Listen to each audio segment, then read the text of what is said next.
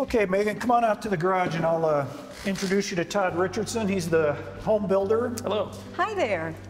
Todd's kind of the expert on all of the techniques we use for the building the house, so I'll leave you in his hands. Great. Well, this is absolutely from the ground up. Can you explain to us what's going on? You bet. So Jeff and I made this mock-up, and we thought, you know what, would be a great visual for us to meet with customers and kind of go over the things that they can't see that's behind the walls, and this mock-up achieves that for us. So what we've done is we've just started from the ground up with this representing our footing.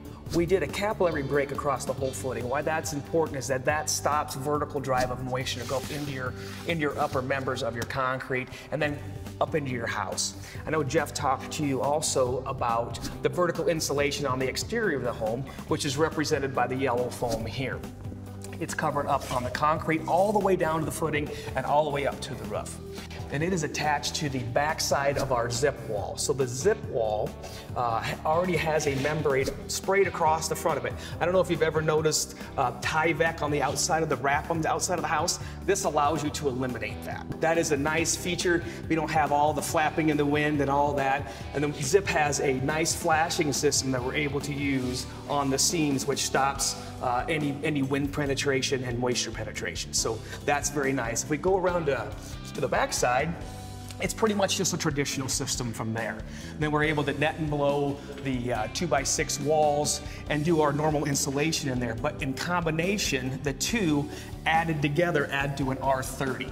So that is very nice for us to achieve roughly around an extra 10 R value in our walls, and that's what we were trying to achieve with this. One other feature that I would like to point out is we did do a horizontal foam in the basement, all throughout the entire basement, which is giving us some additional R value underneath the concrete floor as well. Is that under this concrete as well? We did it in the garage as well as an experiment because we wanted to make this garage a little bit more efficient. We actually added a mini split in the garage as well. So that was one thing we wanted to try an experiment with, was in the garage. One other thing I can point out on the mock-up is it was a challenge for us to protect this insulation. What were we going to do to make it so that it didn't get chipped, beat up? And we used a system we found, and it was a sprayed on, almost concrete looking ephes stucco look. And we tested it with a weed whacker, to believe it or not, and it actually held up. So we wanted to protect this for the homeowners. We didn't want it we didn't want the yellow foam to stick out. We wanted to protect it. So, and you know, one thing too I want to talk about is some of the thermal bridging that this system helps prevent. So what I mean by that is you can see where this 2x6 stops, and we have an insulation portion in between the plywood and the 2x6. This insulation stops thermal bridging, and thermal bridging occurs when the 2x6 transfers, or the cold transfers all the way through the 2x6 to the interior of the home. And this insulation prevents that from happening. Wow, with all of this construction, all of this science, Jeff, join me again. My big question for you is this home zero energy ready now? And if it's not, what have you guys done to get it to that point? Well, the house was constructed with that in mind. The orientation of the roof, the square footage of the roof in that orientation. The solar company has been in contact with the electrician to make sure everything is in order so that can happen. So really all this homeowner has to do is add a renewable energy source and they should be good to go? Correct. Wow. My last question for you, I'm sure there are a lot of people out there that are interested in this, but cost is always a consideration. Can you do a little cost comparison for us? What's the price difference between a home with this construction and what we would consider a traditionally built home? Yeah, I don't think there's any question there's an added cost.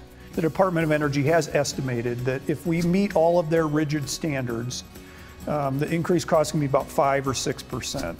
But we've also had a final HERS rating done, which was 38, and that suggests the house is about 60% more efficient than a standard home. And if that's the case, the annual savings is approximately $2,700 a year. So, over the lifetime of the house, you easily recoup that cost. Well, congratulations to you both. This is a fabulous house. Thanks for sharing it with us. If you're interested in zero energy ready homes and energy efficient construction, go to our website, powerhousetv.com. Did you know the Home Energy Rating Index is a score that shows how a home's energy consumption compares to a home built to the 2006 International Conservation Code? Any score lower than 100 indicates a home is more efficient than the standard home.